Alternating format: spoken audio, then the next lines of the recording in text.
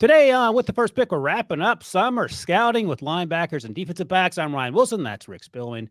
That's Mike Renner. And if you missed it, we've already covered every offensive position. And last week, we hit on the edge rushers and interior defensive linemen. You can check all that out in the old podcast feed. First things first, Rick. How did you feel when you learned that Dr. Doom will be played by Robert Downey Jr., formerly known as Iron Man in the Marvel Universe? Apparently, that was a big deal this weekend.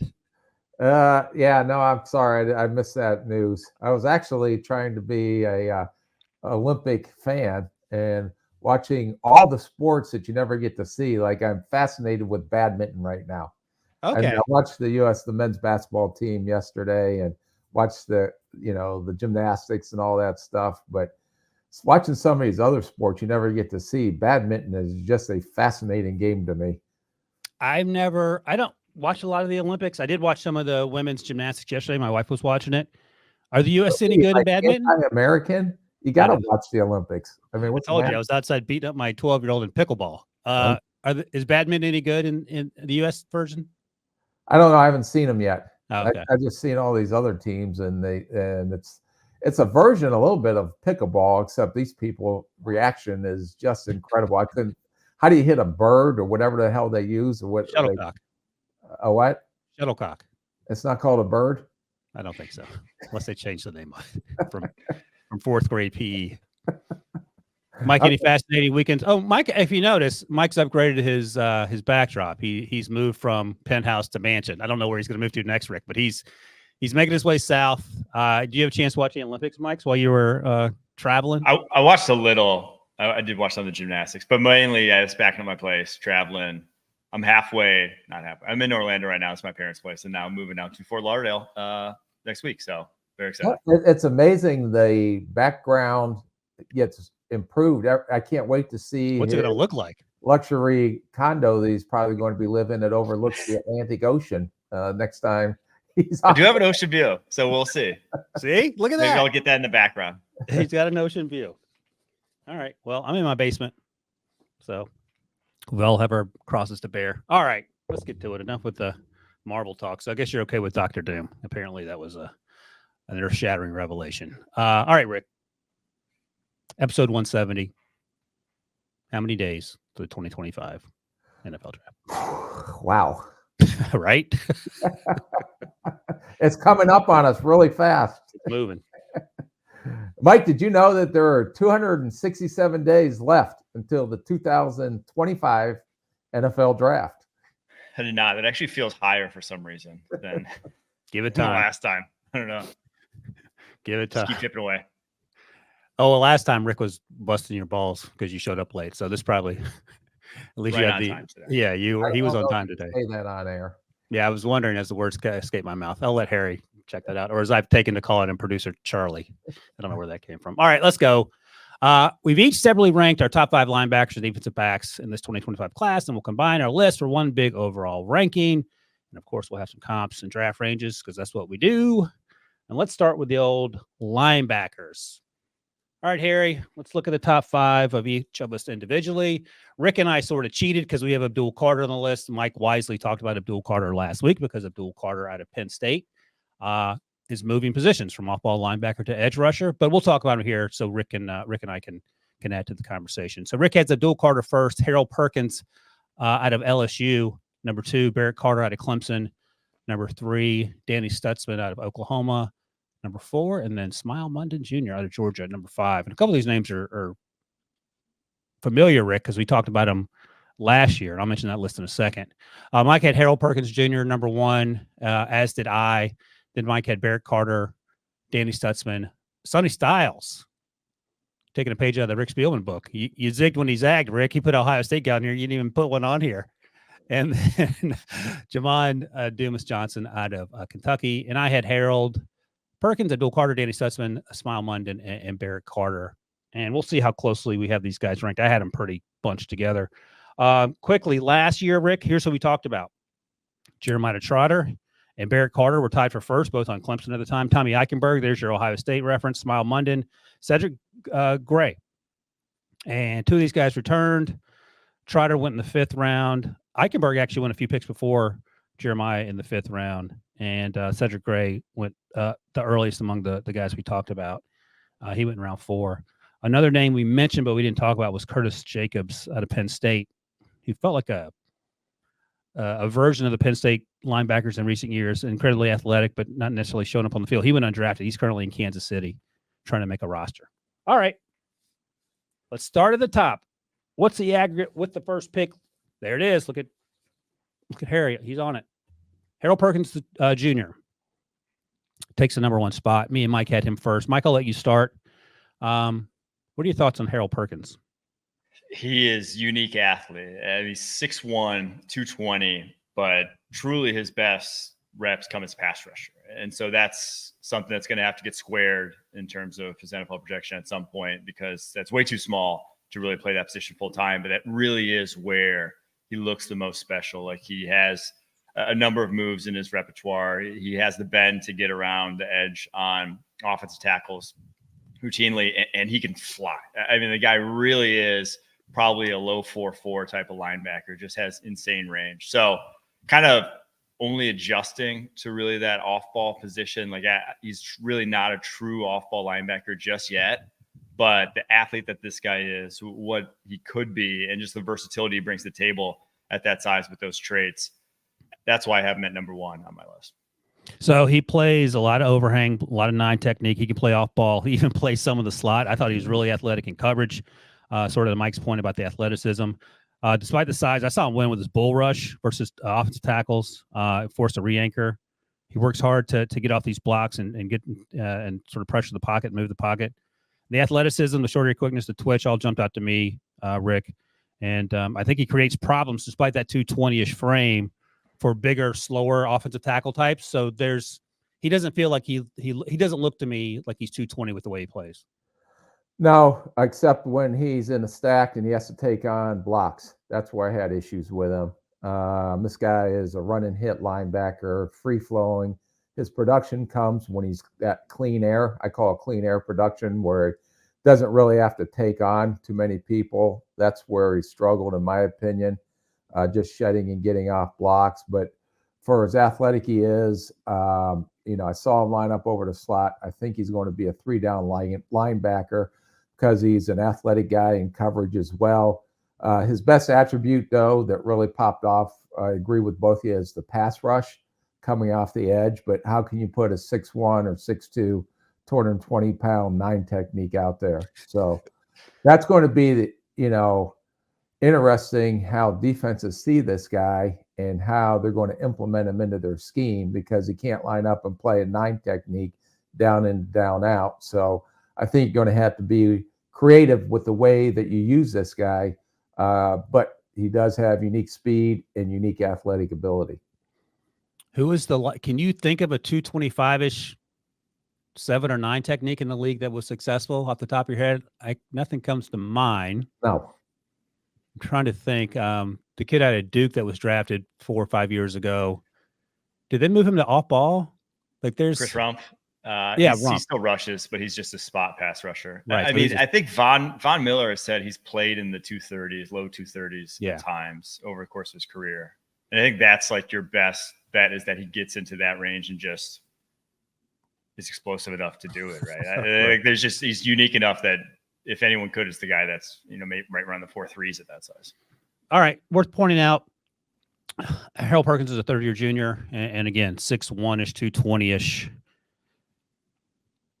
Rick, we'll talk about this in a second, but right now, and I don't know if your rankings belie this, but just as an overall football player, if you're drafting 15th and Abdul, Carter, and Harold Perkins Jr. is there, and you have needs at whatever position in the front 7, let's say, who are you taking? Oh, Carter, with no hesitation. He's 250-some pounds. It's a big man's game. But he hasn't played outside yet. I mean, we've seen some pass rush reps from outside, but you're not hesitating? Not hesitating. Nope. What do you think, Mike? Yeah, I have Carter high on my board overall. And if we're just projecting straight to the edge, which is, again, I think where Carter's going to play for sure, I'll take Carter. Okay. All right. I just want to get you guys on record, so when I quietly massage the date and win another $1 bet. Okay. The disdain on Rick's face. And it's still July. All right, Rick, comp and draft range, and then we'll play the game. Yep, I gave him a second round. He may probably go in the first if he runs into fours in the low first, but I got him in the second round right now. And my comp, because of the athleticism, was Edge Cooper, who was second round pick, I believe, for Green Bay last year. Yeah, I don't hate that. I don't hate that at all. All right. If you did hate it, I'm still going to sleep fine tonight. I know. Although later in this, but I appreciate your approval. I really do. It really helps my self-esteem. Keep going. you know, it's funny. My wife begs me to be more positive for my kids, and then I do it for you, and you just throw it in my face. No, I appreciate that. Yeah. How is it that Chris is more positive and more upbeat than you are? You haven't had us both on when we're just like going at you with players. He was the arbiter of common sense when he was on earlier. All right. You ready? You are hovering around 500 in this game, Rick. And the game is where I give you me and Mike's comp, but I don't tell you who made it. And then you try to match the comp with the person. You're about 500. So hopefully this turns around for you. This was tough for me. Well, I hope that Mike gives a better effort because he split me up sometime. I think it was a setup. I think you guys had a secret staff. But I had bad comps last time. I was just like, I didn't love what I had for the D line. So I think today's a little bit better. If nothing else, Rick pushes you to do better because you don't want to have to deal with the. You know, it's funny, Rick. When we first started working together, we used to. Just a quick story. Before we started doing the podcast, Mike, that fall, September, October, Rick and I would talk, and we would talk like for 2 hours at a time, just going through the players because Rick was accustomed to doing that. And this was the 2022 fall, and we were talking Ola Fashanu. And I was like, yeah, I love him. And I didn't know Rick well enough to know that when he started the conversation, going, I don't know, this kid, there's not a lot to like about this kid. And I was talking to a scout later about us working together. He goes, oh, he's one of those guys who just craps on everything. And you have no idea. I said, yeah, that's that. I found that out pretty quickly. So I just take the glass half full approach with you, Rick. I just assume you mean the best. Yeah, I do. Really. It comes from the heart. All right. Well, that's going to change after I say these next 4 words. All right, here we go. I felt pretty good about this one. I don't know. You ready, Rick? Yep. Match the comp with the handsome co-host. Hassan Reddick, Shaq Thompson. Ooh, those are 2 pretty good comps. What? Well, that's a victory right there for me and Mike. Yeah. I'm going to go with Mike, and I'm going to go Reddick. Oh, you got it. 1-0. You got it. Well done. This was actually a tough one for me. But that's a good job. All right. Where does Shaq Thompson go to school? Huh? I said, where does Shaq Thompson go to college? Oh, boy. Washington. Well done. Hassan Reddick's an easy one. You know that one, right? Temple. Yeah. That was my fault. I shouldn't even ask you that. All right. So Harold Perkins would have been Rick's number 1, but like me, he's talking about Abdul Carter with the linebackers. Abdul is probably going to move outside, definitely for the 2023 season, 24 season, excuse me, and probably beyond, as Mike noted earlier. Mike talked about him last week, but we're going to take a quick break, and then we'll revisit Abdul Carter one more time as a linebacker right after this. Never before seen matches and new rivalries unlocked. Trust me, we're just getting started. The Summer Cup is here. Let these games begin. All right, Abdul Carter, who is a nifty 6'3", 259. So he's only 30 pounds heavier than Harold Perkins, Rick. I don't know why you would have any questions about who you draft him first. He's also a third-year junior. Mike talked about him last week as an edge rusher because that's where he's moving. But I went and watched. I watched primarily a lot of his snaps off the edge, but he lines up everywhere. Obviously, off ball, he played over the center at times. He stood up in the B gap and rushed from there. He's going to be 5'7", 9 going forward, I would guess. Again, he's incredibly explosive. He's twitched up. He moves well laterally, comes downhill, and he can thump you because he is that 260-ish pounds. Lined up all over the place, even though he's listed as an off-ball. I looked it up. He played 90 snaps at outside linebacker and had 7 pressures, including one rep against Delmar Glaze, the Maryland right tackle, who ended up going to the Raiders in the 3rd round, was a big boy speed rush, and that sort of gives you the sense, Rick, that he's going to be okay moving from middle-ish of the field to out wide. Rick? Is it my turn? Yeah, I tried to I'm lead sorry, you I in there with wasn't the Rick. paying attention to what you were saying. I know. I should have said Richard to get your attention. You're up, Rick. What do you think of Abdul? Yeah, really loved his versatility. For a big man, this guy moves very athletic. A little bit inconsistent using his hands like all these linebackers are in the run game. But I thought when he drops in coverage for almost 260 pounds, he looks fluid as heck. He needs to be more aware of routes developing behind him. At times, he drops too shallow. But when they bring him on blitzes, you see him through the A gap, off the edge. He's a mismatch versus linebackers. Reminded me a little bit of how we try to create mismatches with Anthony Barr on running backs because they just can't match up with him. And he has speed to bend the edge. He's a little bit raw with his technique, but I can see how defensive coordinators are going to be salivating on how they can utilize him at multiple positions on the defensive side of the ball. Really like this kid. I should mention, and I was in such a hurry to get to the comps with Harold Perkins Jr. Mike, where do you think he goes round-wise? Rick said second-ish right now. For Perkins? Yeah. I have a second right now. I don't think he's quite now. Absolutely. It's more like if he can develop into the body type, then Okay. First round. I just want to get that on record. I said late first, so we're around the same range. All right. Mike, you talked about Abdul Carter last week, but if you want to touch on him again, I'm all for that too. But let me ask you this right now. If you're drafting one player out of Penn State, and this is the list of guys, who you taking? Chop Robinson, Adisa Isaac, last year's edge rushers out of Penn State, or Abdul Carter? That one's tough because I did like Chop Robinson. I think Abdul Carter is a more fluid athlete than Chop Robinson. Chop was a little rigid in his movements, even though he was really twitchy.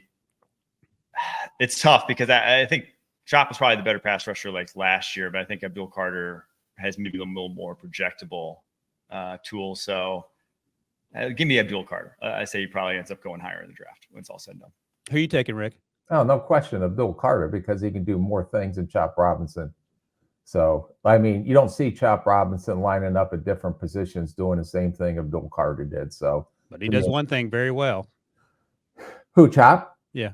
Yeah, no, he rushed the passer very well. But like I said, with the way NFL defenses have evolved, the way the NFL offenses has evolved, the more you have in your toolbox, and this kid has a lot in his toolbox on how defensive coordinators are going to see to utilize this kid in many multiple positions. I would take Abdul Carter in a heartbeat. Okay. All right, fair enough. You and Mike have been wrong twice now, but that's okay. We're all about getting smarter. I do think I will say with like the Mike McDonald sort of way of coaching, like spreading throughout the NFL, that's probably like the next wave of DCs kind of going throughout the NFL, and their emphasis on how multiple their fronts are, guys lining up in every single like alignment throughout the front. You probably want a guy more like Abdul Carter than a guy like Chop Robinson now. So it's just going to be more coveted nowadays. Yeah, you probably agree with that, Rick. Yeah, I just said that. Yeah. Well, I mean, you spent some time with Mike. I was trying to give you an opportunity to weigh in there, but you do you, as the kids say. All right. What do you got, Rick, in terms of draft range and comp for Abdul Carter? I think he's going to end up as a top 15 pick. Okay. And this is a little bit of projection. But if they do put him at the edge, I think he is going to be Dallas Turner. And Dallas weighed a little less, I think, but Dallas set the world on fire at the combine. Yep. I think this I put a Dallas Turner comp on him. And Dallas certainly doesn't play like he's 240-ish or whatever you end up weighing at. All right. I like that. Yay. Mike, give me a draft range, and then I'll play the game with Rick. Yeah, Adam is first rounder. Okay. Yeah, I had bottom half of the first, 15 to 32 or whatever. We'll see what happens. He can certainly improve on that. All right, Rick, you're 1-0. Great start to the final summer scouting podcast. We'll see if you can. Don't let the pressure get to you, okay? I'm not. Now that I know that Mike put some effort into it this week. Well, this is his comp from last week for Abdul. I don't think we talked about it on the show. If we did, you got a little hint here. Here we go. You ready? Yep. Match the comp with the person. Boyamafe, Baron Browning. Well, we didn't talk about Baron Browning last week, so I'm going to go with Mafe. Who said Mafe? I'm going to say Ryan Wilson said Mafe. Jesus, you're 2-0. How infuriating. Not even the Ohio State thing threw you. You must have studied up, Rick. All right, well done. No, it's just that it was a stupid comp. I shouldn't say stupid. Stupid's a bad word. It wasn't a very good comp. What's wrong with the comp? He weighed 265. Mafe was a lot stiffer, not as fluid as Abdul Carter is. Okay. Abdul Carter's got 500 reps from outside. See what you made me do, Rick? You made me get angry. I'm just saying, that makes sense to me, but that's all right. It doesn't have to. Next up, Barrett Carter. He's technically tied for third with Mr. Stutsman. We'll get to Mr. Stutsman in a second. Barrett Carter out of Clemson returned to school. There was some thought, at least a year ago, that he might make his way out. Mike has him number 2. Rick has him number 3. I have number 5, but I have these guys so tightly together that no one should read anything to that. Mike, I'll start with you. Barrett Carter played at Clemson alongside Jeremiah Trotter Jr. last year. Completely different player in terms of the way he approaches. He's the opposite of an old school linebacker. So what'd you like about Barrett? I think he is like a really, really high-end athlete for the position. Like this guy moves like a cornerback, just in every way, shape, or form. If he lost 15 pounds, you could probably go play him at cornerback. That's how easily he can match mirror in coverage. And, 6'1", 230 is not really undersized by today's standards. Like it's obviously on the smaller end, but he's more than good enough. And he wants to play physical. Like he doesn't have it. I don't think has it to be like a take-on guy, really get off blocks consistently at that size. I don't think he'll ever be, but he tries. Like he has the will to do it. He's not one of these undersized guys really trying to play around blocks consistently. Struggle as a tackler this past fall. I did think his sophomore tape back in 2022 was better than what we saw in 2023. That's also probably why he's back in school right now. So I'm a fan of his game and what he could do. And from everything I've heard about him and like in that Clemson program, supposedly a great guy and a leader of the team and whatnot, like exactly what you want a middle linebacker to be. So a guy that I think could play his way into the first round if he really does have a big year this year. Yeah, no, I agree with a lot of what you said. I wrote like he moves like a safety in space. He's the most versatile athlete of the Clemson linebackers. Comparable to Trenton Simpson. I think he's a better player than Trenton. Trenton, I remember talking to a scout about the way Trenton played. It's like he was playing through a straw in terms of what he was able to see because it felt like he was always a step slow. You don't get that sense with Barrett Carter, but you have that plus athleticism. He's not as big, but I think he offers more flexibility than Trotter.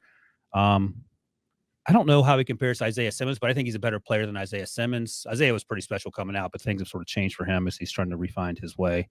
And Rick, I wrote that he was more refined than Quay Walker coming out of Georgia. So that sort of player and that sort of athleticism. But I mean, to Mike's point, it's hard not to like what he was able to do, especially 2022. Yeah, agree with the unique athletic ability, size, quickness, all that stuff. He does attack downhill, but his size shows up there at times. I thought when he got in that forest in there and he lost sight of the ball, trying to work his way through all the redwoods that he had to try to get through to get to the ball. I did have some issues with his size because he fell off some tackles. I watched one of the games I watched was North Carolina, and Omarion Williams just ran through him. It was well, give him a break. That kid's at 250 or whatever he weighs. I'm sorry. I think there's going to be running backs in the NFL that run hard too. But all right, fair enough. That's my fault for apology accepted, Rick. Why would I project in doing this? It's crazy. You're right. I've done this all wrong for 30-some years. That's what I'm here for. I'm here to help. You are on one today. Go ahead. Sorry, I shouldn't interrupt you. That's a lesson learned on me. Go ahead. He can play zone. Very good in coverage. I think he's going to be athletic enough to play man coverage as well. Really good getting through screens and getting through blocks out in space. He's a space linebacker, and wouldn't underestimate him. His speed really showed up with Florida State, North Carolina, Kentucky were the 3 games I watched, but just chasing quarterbacks outside the pocket. He has pretty unique bursts to do that. So I think that he did not play as well in 23 as he did in 22, but I really like this player. He's going to, if they can play 3 downs, I think he's going to be a solid 3-down starter. All right. Comp and draft range, Rick. I actually like your comp. See, it's not hard to be nice to people. I'm trying. I really am. I've been in summer school, and usually I get a break, and it's like It does feel like this is legit summer school. Like we are. Yeah, like when you were in the 8th grade, and you're getting ready to go to your freshman year in high school. You Oh, went to get a break, and your mom put you in summer school. All right, this is the last day. So if you behave properly, we'll be done. But if you're not, Apparently, I'm not. Apparently, I'm going to be in summer school the rest of the summer. All right, who you got? I got 2nd round pick on him right now. Jeremiah Owusu Koromua. That's close. We'll give you that. How do you say it? Mike, you're the expert. Yeah, Mike, how do you I just say JOK. There you go. That's easy enough. JOK. Everyone knows. There's no other JOK in the NFL. There you go. That's a pretty good comp. I think Barrett's unofficially almost 6 feet 5'11", 233. Jeremiah's a little taller than that, Mike. Jeremiah Trotter? Yeah, Koromua. Oh, Jeremiah was Koromua. I think he was either 6'1" or 6 foot. Yeah, but close enough. You know, I can get behind that. 2nd round pick. JOK was a 2nd rounder, I believe, for the Browns. So that all checks out. Mike, where do you draft range for Mr. Carter? I had 2nd. But Okay. like I said, I think he has the traits to move to the first, just a little better tape and a little better tackling this year. Yep, I agree. Feels like a early day 2 guy for me. All right, Rick, you're 2-0. See how positive you can be. I'll give you an extra 1/10 of a point if you can do this positively. Otherwise, I'll deduct 5 points. All right, here we go. Match the comp with the person. Deion Jones, Brian Asamoah. Oh boy, I'm going to go with Deion Jones comparison. Get it? And I'm going to go with Mike. You are now 2-0. Oh, you got that one right. Dang it, 3-0. I was ready to give you an X on that one. 3-0. Well done. Boy, you out for blood today. You drafted Asamoah? No. That was after you? Yeah. Oh, okay. Oh, that's right. Because My you were last not. first round pick just got a big contract too. You Mr. Darisaw, or is there someone else? Yeah. Well, no, Darisaw was my last first round pick. Okay. Well, JJ, I mean, you've had a few. You've had a few. I should have known Asamoah wasn't you because you were anti-small linebacker for the longest time. Not anti-small, just I like him a little bigger. Okay. You're putting ironically, you're putting a positive spin on it. All right. Barrett Carter in the books. Hey, Rick, this linebackers class feels like a pretty deep one. I think this and not to in our next segment, the corner class. The corner class I think is really, really good. One of the best I've seen in a while. Whew. And this linebacker class is better than last year's linebacker class because you went through our summer scouting last year, and I don't think it doesn't even compare to this list that we've seen. Yeah, and I have to jog my memory because I always block these guys out. Mike, you're the youngest and the smartest. Who were the first linebackers off the board last year? Was it Edrin Cooper? Oh, right. Edge went the second. About him. Yeah. Yeah. Okay. Yeah, so we didn't even hit on Edge last year, summer scouting. No. But he's a good player. He would definitely, I feel like he would definitely be among the top 5 of the guys we're talking about here. Is it Junior disagreement Colson there? next? I'll look it up. I didn't mean to put you on the spot. No, I think that was those. I had Peyton Wilson up there. Oh, Peyton, but he of ended up course he had falling the injury third. history. Yeah. Where did he get drafted, Rick? Do you remember? Yeah, Pittsburgh, and probably I think in the 3rd round, if I recall. Pick 99, at the end of the 3rd round. All right, here we go. They put his knees on forward, so he should be better. He was playing well with him on backward, so they fixed him. He's going to be amazing. He was crushing it with the backward knees. Looked like an ostrich out there. All right, let's go. Next up, also tied for 3rd in our aggregate rankings, Danny Stutsman out of Oklahoma. Let me make sure I get the numbers right. I thought watching him, he looked smallish on tape. He didn't play small, but he's actually 6'3", 241. So, Rick, you can make jokes about my eyeballs if you'd like. But Rick, I'll start with you. What do you think about Danny Stutsman, linebacker out of Oklahoma? He's a senior this year. Yeah, he's one of the bigger guys in this class, but moves like a small guy. He's long, he's lean, he's athletic, really good speed and range, sideline to sideline. I think he needs to play more violent off blocks like we talked about all these guys, but I thought he was good in coverage, buzzing to the flat, reacting to routes in front of him. I thought he can flip his hips and run with any vertical threat down the seam. He's the one that does need to show better awareness. There's some routes that develop behind him, those deep in routes where they get behind him a little bit. I thought he had good timing and burst as an inline blitzer. Really patient to wait for the seam to open up, and then you see him go. But I think this guy, because of his length and his athleticism, should develop into a really solid starter, and I see him as a 3-down linebacker at the next level. Ooh-wee. I'm surprised saying what you just said, and I agree with all of it, is you didn't give him the old Jack Campbell comp, but you didn't do that. One of the things that I noticed about him in comparison to the other linebackers, and in general, when you try to watch these guys, very little wasted movement coming downhill because, I mean, you know this better than anyone, Rick. A half step in the wrong direction can really mess things up if you're an off-ball linebacker and you have gap responsibility, or you're trying to do the sideline-to-sideline thing. I felt like he was very good at very little wasted movement as the ball was snapped going forward. Yeah, it's called instincts. There you go, instincts. Mike, what are your instincts on Danny Stutsman? Yeah, I love the frame and the short area quicks at that size. Like, he's 241, but he's kind of lean still. Like, he could get into the 250s and not even bat an eye. And I think I love his angles to ball carriers between the tackles, just like how he gets to where he needs to be. It just very, like I said, very efficient and gets around blocks very quickly. He just has a number of ways to beat blocks in his repertoire, even if he's not super refined just yet in that regard.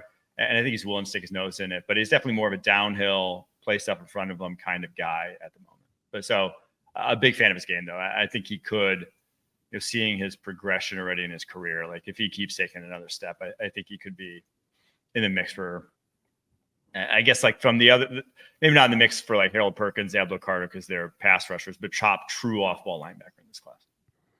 And I haven't heard anything about stiffness, so I feel like he can continue to improve in terms of his ability to play in coverage. And these are the conversations you're having with the defensive line, the defense coordinator and the linebackers coach, Rick, and about, okay, how much better can this guy get, right? Yeah, no, this guy's not stiff. Right. I think this guy is a fluid for his size. He moves as good as some of these smaller linebackers. All right. Knowing that, I have questions about your comp, but that's okay. Go ahead. I went with Pete Werner when he came out of Ohio State because I thought this kid was instinctive, and I thought the one thing that made Pete pretty good, has been a pretty good linebacker down in New Orleans that went in the second round, was his instincts. So I kind of went with that comp because of the instincts that I saw. Yeah, I'm giving you a hard time. I didn't love Pete Werner coming out, but he's been a good football player. Maybe Mickey Loomis, and at the time, I think it was Sean Payton a little bit more than I do, but we'll see. Time will tell, Rick. All right. I mean, 3-0. Yeah, what's it take? 6 years for you to figure out whether they're good in the NFL or not? 3 years for most folks, 6 years for me. I like to take my time. What's the rush? All right, you're 3-0 in the comp game. You've studied during summer school. You might graduate. You might get your cap and gown today, Rick. Here we go. Name the comp, match the comp to the person. KJ Wright, Logan Wilson. Oh boy, I'm going to go with Mike and KJ Wright. Did producer Harry give you the answers? KJ correct. Is that correct? Yeah, it's right. What is going on? Well, see, Mike held up his end of a bargain today. So He did his work. if everybody gives effort, because I know your comps, like inside and out, whatever makes the least amount of sense, I'm going to go with. You've just got deducted a 10th of a point. All right. Danny Stutsman in the books. Next up, number 5. Smael Mondon Jr. out of Georgia. We also talked about him last year. And let me double check, but Smael, a little bit bigger than Barrett Carter. He's 6'2", almost 6'3", 225-ish. So taller, not as heavy, but they're similarly proportioned. Rick, he's 5 on your list. He didn't make Mike's list, but if Mike wants to comment, he certainly can. He was 4 on my list. Tell me about Smael Mondon Jr. Yeah, this guy has very good speed and range. Again, the modern day NFL linebacker. The one thing that really showed up is I seen him chase Milroe down from Alabama in a scramble. Ooh. So right there, that answered any speed questions. I think he makes plays, but he just plays small. He almost plays hollow. A couple of times when he hits you, it's just there's no thud to it. But this guy, That's what you mean by hollow. He like bounces off the tackle, yeah, the it's ball like carrier. hitting a hollow tree. There's poof. It's not like poof. Gotcha. So I think this guy can play man or zone coverage with his athleticism. His speed and athleticism showed up as a blitzer, but once they get their hands on him, he's done. This guy to me is also a 3-down starting linebacker, but this guy just needs to get stronger. But the athleticism and speed are there. I had him as a 3rd-round pick right now where I saw him. Okay. Yeah, I had him 2nd and 3rd round range. And you talk about the hollowness with which he tackles, but he's not afraid to get there. He will fill gaps to the best of his ability given his size. And I thought he A couple of times now he went up in the bar and got thrown out. But it wasn't from lack of effort. He was trying to get back in there for last call, but the bouncer kept tossing him out. So, because sometimes you see linebackers trying to run around blocks. I didn't get that sense with him. To your point, he does need to get stronger, but he plays with, to borrow a Rick Spielman term, with his hair on fire, and that's something that you can work with. Yep. Okay. Mike, did you watch Smael? Yeah. I think I agree with the size. 6'3", 225 is a lot different from 6 foot 225, just in terms of the density. And so, like, he needs 10 to 15 more pounds before I really feel comfortable at linebacker. I'd rather play him like in the slot right now, or overhang, obviously in college. But like, I don't think he's ready to play between the tackles in the NFL. I think that's obviously why he comes back to school also. But I also was disappointed by his ability to read and react. I think he's more of when he's given a directive, he can execute it. Like if he's on a blitz, if he's asked to do something, clean up something that's right in front of him, good at doing that. But when he really has to read a few things going on at once, I thought his teammate, who I had the top 5, Jamin Dumas-Thompson, was quicker to read and more of a playmaker in that same scheme. I did write down that he did. I'd like to see him improve his awareness and coverage. But why don't you talk quickly about his teammate, Dumas Johnson? Yeah, he's different, completely different type of linebacker. He's much more of the thumper, middle linebacker, the guy you're going to bring downhill on a blitz. He transferred to Kentucky this offseason, but I'd comped him to Denzel Perriman. I think that's the kind of guy who did maybe a little limited coverage, limited compact frame and what he can do, but a guy who's not afraid to set the tone. Did you have a draft range for Smael Mondon? I had fringe day 2. So top of day 3, end of day 2. I think, Rick, you said third round, and I said middle to late day 2 as well. What'd you comp, Rick? Because you're going to love mine. Deion Henley when he came out of Washington State, and maybe because of the athleticism and stuff. And one thing that Henley, he played with his hair on fire, but Mike's point's a great point. There's a little bit of hesitation in some of the C to do, which was some of the things that you seen in Henley when he came out of Washington State. All right. You want to guess my comp? You get 50 guesses. No, I'll be here all day. You'll never get it. Jabril Cox. He's a 3rd or 4th round pick. I think he's a 4th round pick. Yeah, LSU, the transfer from. Yeah, never quite worked out. No. So if it works out for Smael, it'll be a different conversation. All right. NDSU. What's that, Mike? He's a transfer from NDSU. Yeah, NDSU. Should have worn my sweatshirt. I'll wear that next time. All right. That's it for the linebackers. Rick is currently 4-0 on the picks, which is very troubling. We'll come back and try to trip him up with the defensive backs right after this.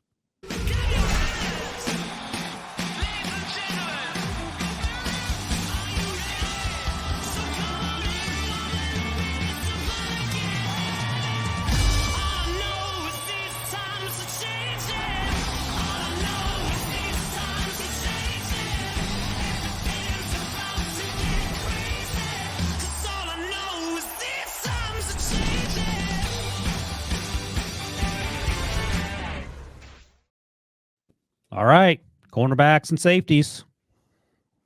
Let's see the aggregate or the individual rankings. There it is. Thank you, Producer Harry, with the wonderful graphic. Will Johnson is the consensus number 1. That was an easy one. And then things get a little saucy. Travis Hunter is number 2 for me and Mike. And Rick went Notre Dame with Benjamin Morrison. Mike had Benjamin Morrison number 3rd. Good man. Disappointed in you, Mike. Yeah, Mike is trying to actually jump on board, Rick. Trying to suppress the homerism. Rick's just leaning into it. Malaki Starks, the safety out of Georgia, made everyone's list at either 4 for Rick or 5 for me and Mike. And then Denzel Burke out of Ohio State is 5th for Rick. He's on my list as well. And then I had Ricardo Hallman from Wisconsin on there. I went back and watched Benjamin Morrison after I got a peek at this list just so I could talk about him as well. And then Takario Davis was on Mike's list from Arizona as his number 4. So producer Harry hit up the abacus, got the aggregate rankings. First up, Will Johnson. I'm excited to get to the comps, but I'll wait till after we talk about this young man. Very little not to like about Will Johnson Jr. He's a third-year junior, 6'2", 202. And Mike, it feels like if you're building someone in the lab to play cornerback, I don't know what box he wasn't checked when you hit the 3D print button. Yeah, I have him the top player in the class. I think I watched his tape and that's just what you just said. I'm like, that's an NFL corner. You saw him go against a number of NFL receivers and more than hold his own, even win, the pick he had against Marvin Harrison Jr. on the slant in the Ohio State. And the game was, a game-changing play that is the type of play, that's who he is. Like, he just has a high football IQ, uber athlete, all around, physical, 6'2", 202, like the size is there. There's just not a lot to dislike from what I saw on tape this past year. And he's been starting since his true freshman year and just has never played really bad football. Yeah, I'm surprised you were able to suppress the, by the way, the other cornerback that did really well against Marvin Harrison Jr. plays for Notre Dame. That was a fun game for Mr. Morrison. We'll talk about that in a second. Rick, you've been negative Nancy so far on this show. Tell us what you hate about Will Johnson. Oh, God. Go ahead. I know you love him. Yeah. No, he's a top corner for me. Smooth, fluid, long, athletic. I think he does need to add some play strength, even though he had that big interception against Ohio State. 18 also went up a couple times on him and took the ball away from him in some contested situations. Polk from Washington got him on a double move in a national championship game, but he also had an interception that game as well. I think that he'll more than willing and compete in the run game.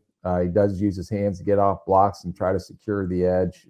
Go low tackler like most of these corners, but the most complete corner that I've seen coming out.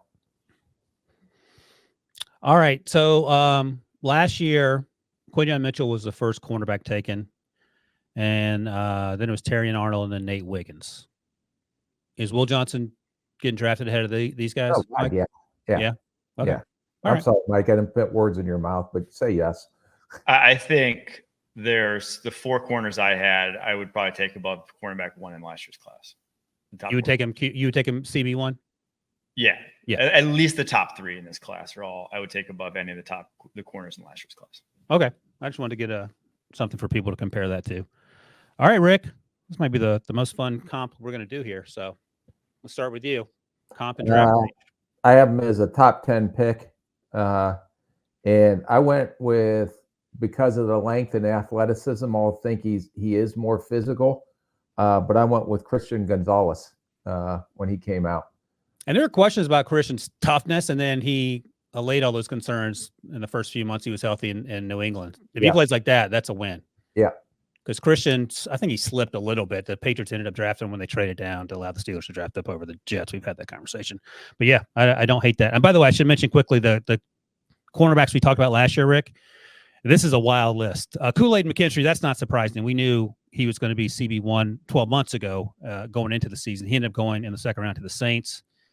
Number 2 on our list, Kalen King out of Penn State. Ugh. Had a tough season. Yeah, he did. I hope he was injured because he was the 5th. He was almost Mr. Irrelevant. Drafted near the bottom of the 7th round. He's with the Packers right now. Number 3, Kalen Bullock, the safety out of USC. He ended up going late day 2 to Houston. Javon Bullard, really good player. Won the second round to Green Bay. He's probably going to have a chance to play a lot of snaps there. And then Denzel Burke, and we'll talk about him in a second. He returned to school. Had a tough 2022, but Rick, I think you would agree 2023 was much kinder to him. All right. It was. Christian Gonzalez is your comp, top 10 pick. What draft range for Will Johnson, Mike, and then we'll play the game? Top 10. Yeah. Probably top 5, honestly. Ooh. Mike's had like 8 top 5 picks. He's like me with he loves I got 3. I think I had Pierce, Graham, and Will Johnson. I think those three. I think I had the top 5. Rick makes fun of me for loving every player, so we'll see who has more love. Do you ever talk bad about a player, Mike? I haven't heard you yet disparage a player. There's something. These top 5 guys. What are we? There's something. They're all good. Something to be said for being positive. I'm just going to leave that out there. All right, you ready? Maybe get past the top 5. Then we can say something. Okay, wait. Before you get started, Mike, did you put some time and energy into these 5? Yeah, I feel solid about my DB ones. This is going to be a fun one. I feel really good about this one. All right, you ready? Yeah. I think all these comps are A+. Let me just start there. All right. Match the comp to the person, Rick. You're 4-0.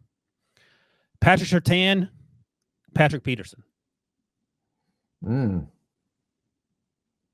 Mike likes to go deep into the old school way of thinking. So I'm going to go, he said Patrick Peterson. You are 5-0, sir. 5-0.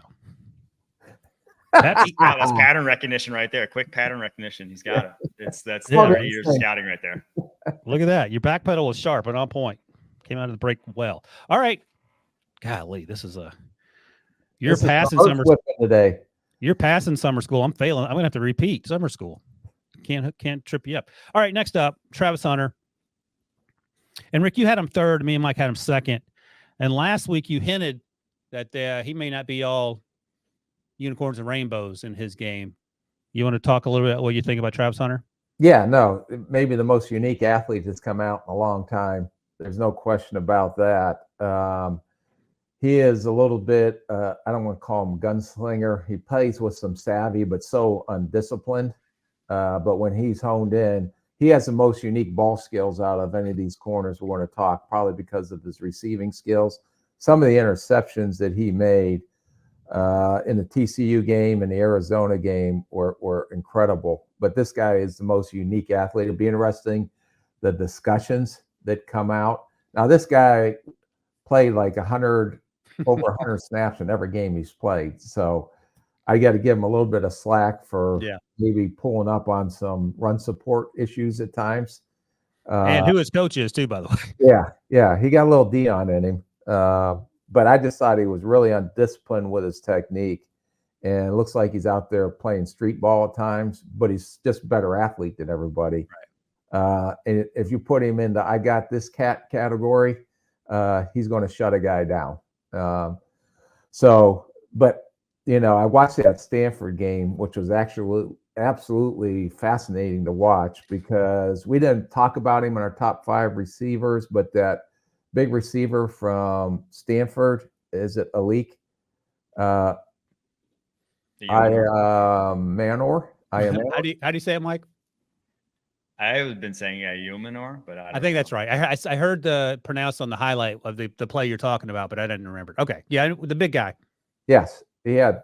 Now this guy had 13 catches, 294 yards, and 3 touchdowns. And Hunter was on him a lot of the time because usually they try to match him up with the best receiver.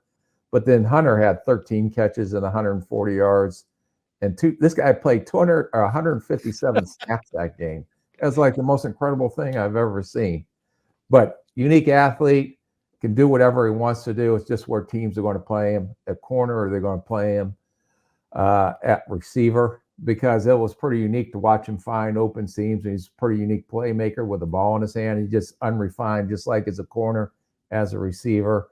But someone's going to take a swing at this kid. It'd be interesting to see in these interviews in the pre-draft process if he bites back. If they're going to put him in, pigeonhole him as a corner and not let him play some offensive snaps. Hey, let me ask you this, Rick. Assuming he's a good kid, and I don't know, I'm just going to assume I haven't heard anything, but assuming he's coachable or whatever you want to call it, how easy is it to get him to buy in to being more technically sound? Because athletically, he might be the best athlete in this CB class. Yeah, he's the best athlete in the entire class. I don't know if there's a better athlete in the whole entire draft class than this kid. Okay. So no, those are things that you're going to ask, but you're going to see if he bites back, or he's going to be an interesting interview. I would say, very interesting, especially if teams pigeonhole him in one slot or another. I'm trying to think to make this. I think I know where you and Mike are going to come down on. I'm trying to think of a situation where it makes it a little tougher on you. I don't know what that situation would be, but Mike, Travis Hunter, if he's a two-way guy and he makes the steps necessary, or are you just taking Will Johnson? I'm taking Will Johnson. I think he's a much better corner. But truthfully, I think Hunter's better right now, more rare right now at corner than he is at wide receiver. If I'm in Travis Hunter's ear, I'm telling him to play wide receiver. There are 16 wide receivers right now that make more than the highest paid corner in the NFL. The career length of wide receivers is longer than the career length of corners. There is no situation where I'm telling this guy to play on the defense side of football. I just think he's that good at both that I think you're putting this guy at wide receiver. So, Rick, if you said that, or a scout, or someone said that to Mike Zimmer, is Zimmer buying into that, or he's like, get out of here? Well, I don't know. Did Coach Zim see this guy yet at corner? No, but I mean, just in terms of he's a defensive guy, and he's a Oh little. my God, these hypotheticals you come up with are just absurd. I don't know. We haven't been in meetings. We haven't discussed it yet. Those are the draft meetings. That's why you have them before. And Rick, this is why you're in summer school. Mike, did you want to add anything to Travis, or? No, I think everything you pretty much said there. That's a great point, though, about the wide receiver. I didn't really consider that, because I think he's a better – Rick, you think he's a better cornerback now? I think he is. I do, because it's harder to find corners than it is receivers. That's true. So I'm looking at it from that angle, although I understand Mike's angle. It sounded like he was his agent. I know. I'm looking at it from an NFL team side, that I got this guy with this unique playmaking ability on the defensive side of the ball. I mean, he's like a receiver playing corner with the way he goes and gets the ball. Some of the interceptions he made were pretty unique. Mike, are you willing to be a two-way player, more on offense or defense, as his agent? No, I don't think you even. It's just you saw what happened last year with the injury that he suffered late in that Colorado State game. You're just begging to get hurt. It's just not worth it. And people are looking to line his ass up too, at least on the college level. Yeah, well, when you're out there 157 snaps, eventually you're going to get hit. All right, Rick, another hypothetical for you. So Mike Renner represents Travis Hunter, and you have the 20th pick or whatever. And Mike is telling you, do not draft him to play defensive back. And Travis has said in the interview process that he only plays wide receiver. Are you just taking him off the board if you need a cornerback desperately? What are you doing? No, but if we're drafting him as a corner, you don't want to play that, then I'm probably not going to draft him. Okay. I didn't know if you throw Rick under the bus there, saying he's drafting 20th. Rick's usually drafting later than that. Come on, give him like 25 at least. JJ was 22nd, I think. Yeah. Darrell 24. He's drafting later than 20. All right, Mike. Enough of the sucking up. He's picked top 10 a few times. Look, Mike, that got me landed on this podcast with him. Right. He gets guys signed to 4-year, $200 million deals, and he ends up doing a podcast. So it ain't all peaches and cream. Okay, draft range. And Rick, this is why you're returning to summer school. You didn't even give us a comp. I couldn't. There's no comps. I wish I could come. Did your dog eat the comp? From New Hampshire or New Haven, wherever the hell he played? Did your dog eat the comp? Is that what you're telling me? Can you give me draft range at least? Yeah, top 15. Oh, what do you think about that, Mike? Top 15? Yes. Yep. Okay. I actually had 15th, the middle of the first round. All right, we can still play the game because Mike did his homework. I did my homework. This is like a bonus question because this is the best I come up with just based on the length and how long he looked as a cornerback. I won't give you any more than that. Are you ready? You're 5-0, which just really hurts my heart. Trevon Diggs or Joey Porter Jr.? Oh, God. Come on. I'm going to go Diggs because of the unique ability to go get the ball in the air. What about Joey Porter Jr. plays for the Steelers? Yeah, I know. But if you're saying this guy's as physical as Joey Porter Jr., then you're barking up the wrong tree. No, I said the length. And I think Joey is not nearly as fluid as Travis. But again, it was a struggle for me. But you may have tried to trip me up here because all of a sudden, if it's Pittsburgh, it's you. So I'm going to stick with the theory. And I'm going to go with Diggs for Mike. Oh, yeah, that's right. Yeah, that was the easy one. That was the easiest question on the test. Yeah. You were trying to overthink it. It's like who was buried in Grant's tomb. That kind of exactly. question. I was like, wait. You to fall for the cheese. I didn't take the cheese. You didn't take the cheese. All right. Next up, Benjamin Morrison.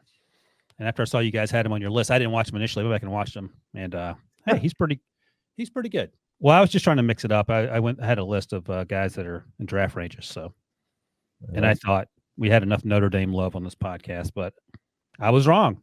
He's supposed to do the top 5. You're not supposed to mix it up until we get later into the season. Well, that's why I'm in summer school. All right. We got to come to you, Mike. This is your guy, Notre Dame cornerback, Benjamin Morrison. Quickly, let me tell you, or tell people, I'm sure you know already, what we're working with here. He's a third-year junior, 6'2", 185. He does not play like he's 185.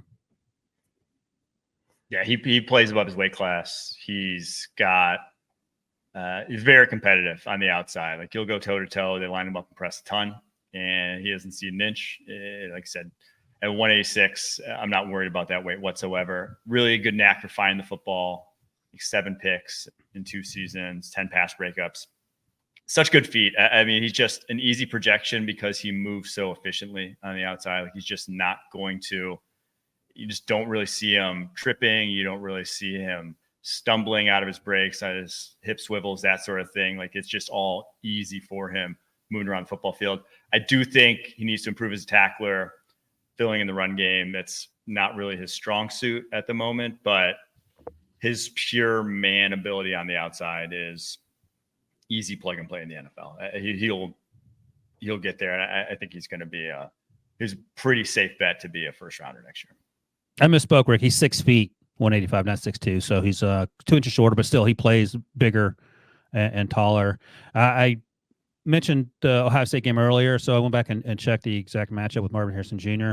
He was 7 coverage snaps. He pressed him 6 times, had 2 PBUs. He was called for defensive pass interference on a ball down the sidelines, and that was a bang play. I had no issue with the aggressiveness and the trying to battle for the high point. He allowed 2 catches for 26 yards, no touchdowns, 47.9 passer rating, and then all the things that Mike talked about.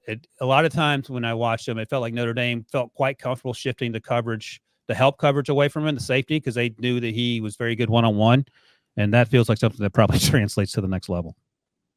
Yeah, no, this guy's a unique man cover player. It would help him if he would disrupt the receiver's route on the release. At times he gives him free release, and it make him even a better man cover guy because he is susceptible, some double moves down the field. I did see the USC Ohio State game. The Louisville game was probably his thorn in his side after I watched that game. But this guy is, for his size, he's more than willing to hit. And I love his passion and grit. He just falls off tackles because he's small.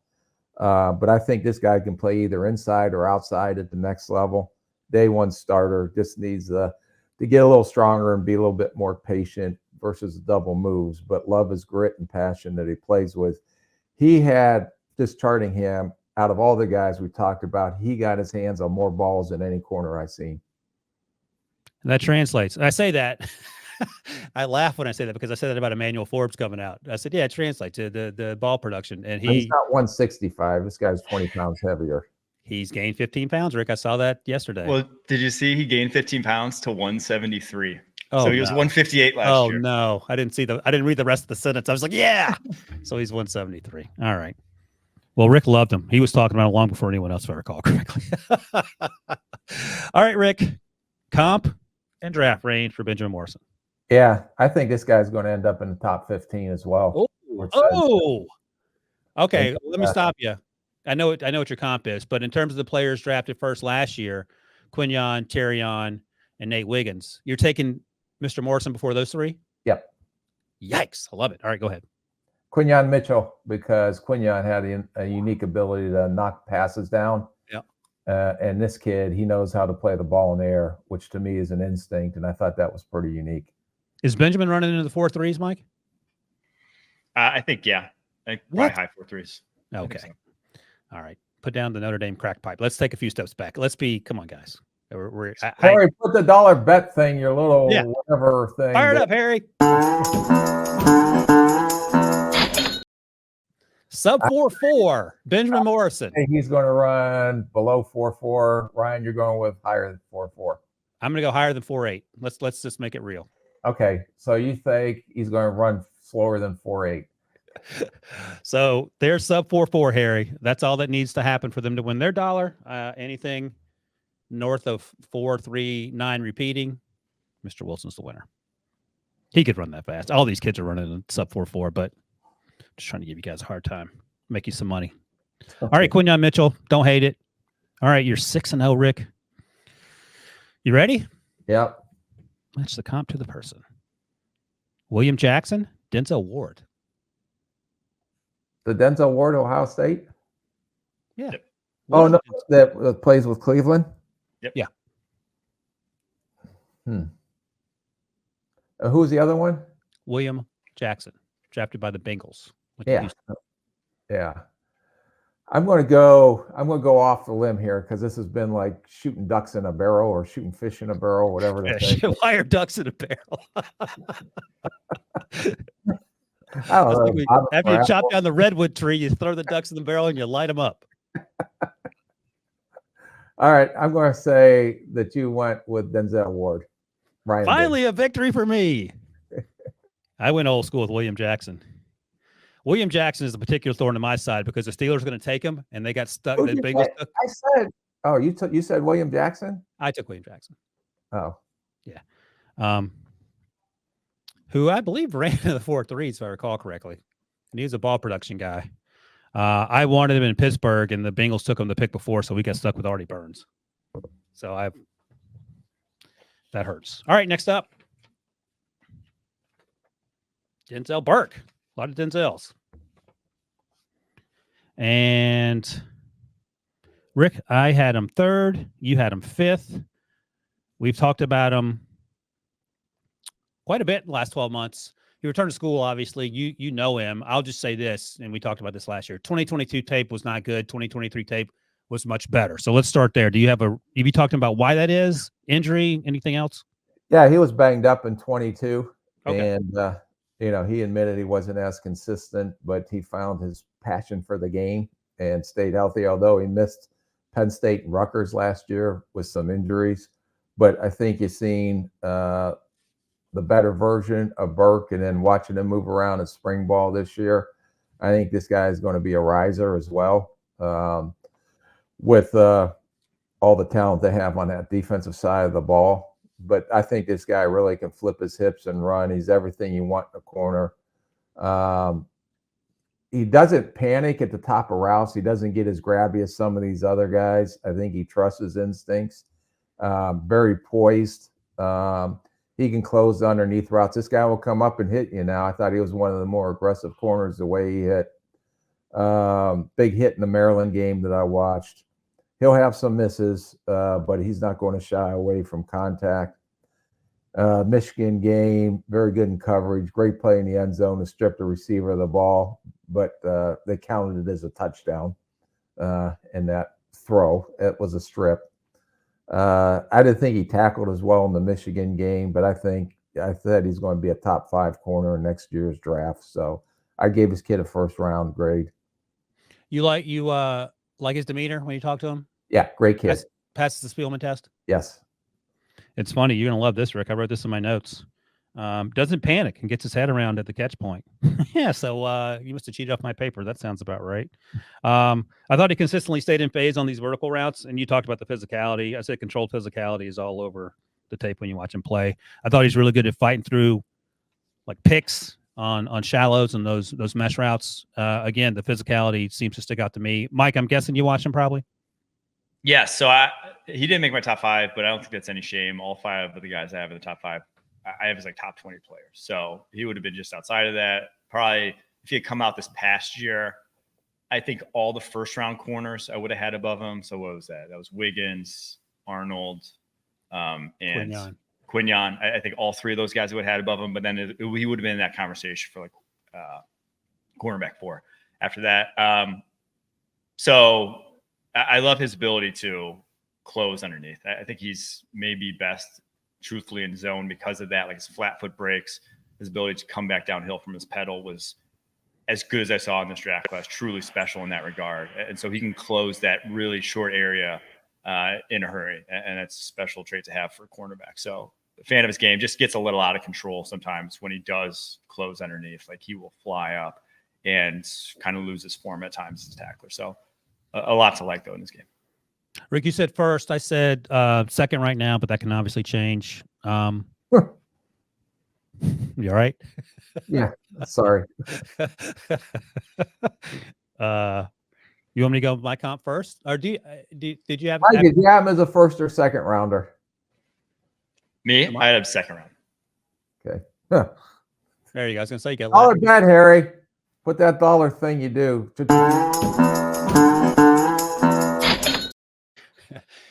It is not even August yet. So He'll I don't be a know. first round. Corners go, especially if he can run and I'm play. not married to the second round. I don't know if Mike is either, but if you're desperately needing 100 pennies, maybe we'll oblige you. Okay. He'll be a first rounder. Do you feel strongly about him not going in the top 32, Mike? No, I don't feel strongly about it, but I'll take the dollar bet. Oh, good. There we go. Just because I do think there are a lot of other corners is the only thing. Like I think there are other guys that go early, and so obviously everyone needs a corner, especially in today's NFL. But we'll see. All right, Harry, put it down. Mike is going to take that dollar from Rick. This is what happens when we have an oceanfront view, Rick. You can throw dollars around like no one's watching. All right, who's your comp, Rick? J.C. Horn when he came out of South Carolina. Yeah, he's big, strong, physical. That was another 4.3 guy, if I recall correctly. Denzel running a 4.3? Yes. Jeez. All the 40s that year were fake, though. He was COVID year. We got everyone. Oh, that's true. 4.3s that year. Yeah, Eric Stokes ran a 4.2. Yeah. I went with Marshawn Lattimore. I'm at the point now that I'm fine if you don't like it. It's fine. All right, you're fine too. It's like we're in the last hour of summer school. Right. just get to 3 p.m. so we can get on the bus and get out of here. All right. Next up, Malaki Starks. Rick had him 4. Mike and I had him 5. He's the only safety that's on the top 5, I think, unless Tacario Davis. I haven't watched him yet. He's a cornerback, Mike? Pure corner. Yeah, he's okay. Yeah, so Malachi is our only safety. And Mike, I'll start with you. Georgia corner. We talked about him last fall. Rick, one of the viewers / listeners asked us to talk about him, so we have some familiarity with him. But Mike, tell me what you like about Malachi. Honestly, everything. I think the thing I like the most is his balance in space. Like he's never surprised by a route concept or someone getting on him. He's always able to handle and change directions and react to the unexpected. And that's something at safety where you're going to do that a lot. I thought he was great at eliminating space too between him and opposing wide receivers or opposing ball carriers. And that also made him like a tremendous tackler. He can close that space quickly and make plays on the football or ball carrier. So very good at that. I think just good all-around athlete. I don't think he's anything special in any regard, whether it's speed or explosiveness, but there's no real weaknesses to his athletic profile. He can change directions. He can accelerate. He can run and range on the back end. So good size, also over 200 pounds, which is always something you want in a safety, especially one who has kind of the versatility that he does to play a lot of different positions. So the one rep I keep going back to, that I was like, wow, that's something that I don't think many safeties are even capable of. It was a vertical route against Tennessee. Tennessee with their stupid wide receivers lined up all the way on the outside. Like he's playing the slot, but the slot's going vertical. And he's hip to hip with a wide receiver, and then he stacks the wide receiver on a vertical route. Just something you almost never see. Played the ball in the air, almost had a pick. So I think there's just really lots to like in this guy's game. And I had him even over Denzel Burke on my list because I think he's like a top 25 pick, top 20 pick, and that's rare to say about a safety, especially this far out. Ooh, that's pretty rich. Yeah. So he played free safety, a lot of 2 high, some single high, played in the slot a little bit, sometimes in the box as well. And the thing that Rick loves most about that Tennessee offense is not the wide splits, is that during the combine, they had Joe Mixon throwing the ball as far as he could, and we all enjoyed it, and Rick hated it. It's stupid. 1001, 1002, 1003, 1004, 1005. Whoa! I so wish we'd gone to the Tennessee Pro Day when they had to take the Pro Day outdoors for him to throw the deep balls, just to see Rick winching about having to walk 200 yards to the outdoor practice facility. Rick, when we watched him, the first round, I don't think we talked about him as a first rounder. I think we talked about him as a late day 2, maybe early day 3 guy had he come out last year. Obviously, he returned to school. What are your thoughts on Malachi? Yeah, I changed my mind. Okay. Because I watched a lot more tape on him. Watched him in the SEC championship game. I had to see him against your boy at South Carolina. Spencer light him up? Yeah, boy, he did. Spencer got hit 50 times in that game. Yeah, and I saw him, and I saw that play, Mike, you talked about versus Tennessee. But I thought this guy really had some speed, and I thought for a safety, the speed and the athleticism really jumped out because they can play him at multiple positions. And it's hard, if you're looking at him as a true safety, but that's hard when they're lining him up over a slot, and he's still playing hip to hip with these receivers that he had to go against in the SEC. So I thought he had some unique athletic ability. I really liked his aggressiveness coming downhill. I thought he had good ball instincts and awareness. I thought this guy is a day one starter the minute you draft him. And I thought he was a really, really good football player. Yeah, no, I get it. Go ahead. Oh, he's first round talent to me. Wow. Man, you flipped a switch on that one. Well, it's amazing when you just watch one game, when you actually watch a full season and try to get a good feel how he's playing. This guy was really, really unique in my opinion. Okay, great. Good. All right, so you have him going in the first round. Mike has him going in the third round. I have him as a day 2 guy right now. That's okay. I don't want to make a dollar bet because you guys have scared me off. Rick, your comp is high praise. Brian Branch. And I think he's going to run faster than the 4.5 that Brian Branch run. That's why we'll put him in the first round. Similar type player, but faster. I think it was Dan Campbell that said this, though we might see more Brian Branch at safety. Yeah, I think it's all that combination because Gardner Johnson went back to Philly. So they got those 2 corners, Carlton Davis they traded for, drafted my boy Terrion Arnold. And my guy, Ennis Rakestraw. So I think Brian Branch gives him a lot of versatility on the back end. I think this kid is going to give a defense that same type of versatility. Aaron Glenn must have gone to church a lot last year because his defense is totally revitalized. All right, Rick. Just because it's the last day of summer school and you're, 6-1 right now? I'm going to give you this victory here because either I'm really good or Mike's really bad, but we had the same comp. Oh, really? Javon Holland. Okay. I could see a little bit of Holland in him. I just didn't see Holland play over the slot like I seen this kid play when he came out of Oregon. Okay. I'll take that as a victory. Holland played slot. Was it freshman year? He played slot. Oh, Mike going back to freshman year. Got you with the freshman year. Like no one's going to check either, so he could have played punter for all we know. All right, that is it. I also watched Ricardo Hallman out of Wisconsin. I actually liked him a lot, but we'll talk about him in the weeks and months coming up. Man. Last year, we also talked about Cooper DeJean. He was a day 2 pick for Philadelphia, and Josh Newton, as I check my notes, he ended up going in the 5th round to the Bengals. All right. I feel like we're going to be doing a little better with these guys in terms of where they end up getting drafted. That is it. Let's wrap up episode 170 and our summer scouting series. Play the graduation music, Harry. You got that? Rick can walk out with his cap and gown on. But the good news is, means football's almost back. And next week, we're going to turn our attention back to the NFL with an emphasis on some rookies. We talked a little bit about Brian Branch just now, so there'll be a lot more of that. Quarterback talk. We'll probably have to talk about Bryce Young. He's looked pretty good. Xavier Legette, the rookie, has actually looked good. There's conversation about Jonathan Mingo turning the corner, which is also great. Mike, before we get out of here, are you an NFL? You have an NFL team you follow, or are you one of these guys that follows all 32? Packers fan. Oh, good. Okay, good. Packers won't be behind us. No, yeah, but my parents actually live up. They live up in Green Bay as well, so they have a house. Okay, Packers and Notre Dame, so I can get behind that.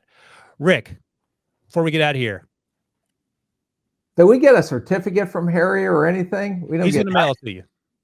Okay. I know what the answer is. I ended up in suspension in summer school. You got ISS in summer school. That's impossible. All the bad kids. Not more surprising because I know the answer. Which quarterback would you have signed for the big money deal? Here we go. Here we go with the hypotheticals. We got to go off. Yeah, I'm trying to get to the bus. It's I'm driving the bus today, so it'll Harry work. gave me my certificate. I passed summer school, so I can move on to the next grade. You don't have I to. almost got held back. You're not obligated to answer any more questions. All right, we'll get on this however quick you make it. Tua Tagovailoa or Jordan Love? Because contracts are different in terms of the surprise factor, but which guy are you building the team around? I am going to say Jordan Love. I am too. I can't imagine Mike feels differently than that. I agree. I think Tua, though, he's the weird thing about Tua is that his brand of football is just different than anyone else. It's like he plays the quarterback position so differently that it looks awful when it's off, right? Like he looks so bad when it's off that I don't think you can trust that guy to go through 4 games of a playoff, which is what you're going to have to do nowadays because the 1 seed is the only one that gets to bye. That's the worry I have with Tua. But I do think for that offense, like he does some unique things that makes that go just as much as everyone else makes that go. Yeah, I thought your butt was going to be Bud in that offense. He's as close to a perfect fit as and Rick, you talked about this last year when you saw him during mini camp or training camp. Just the ball comes out so quickly, and it makes that offense go when it's on. But to Mike's point, once you pop him in the mouth a few times, or the trick plays aren't working, or the whatever you want to call it, Win in the cold. Yeah, that's and that's the thing, the arm strength, it just dies in cold weather, unfortunately. I also like to point out that I was driving the Jordan Love bus when he was coming out, and everyone made fun of me, Rick. So, was it the same bus you were driving Malik Willis on? stop it. That's Pete Prisco propaganda. It's the Mac Jones bus, if we're going to be honest about it. Yeah, Mac Jones is on that bus too, but that's a different conversation. Hey, Ryan, make sure Harry, the producer, gets a certificate for summer scouting school too. Oh, by the way, we're crapping all over Tua. I actually like Tua. Harry's a big Dolphins fan. He's been tweeting every day for God knows how long.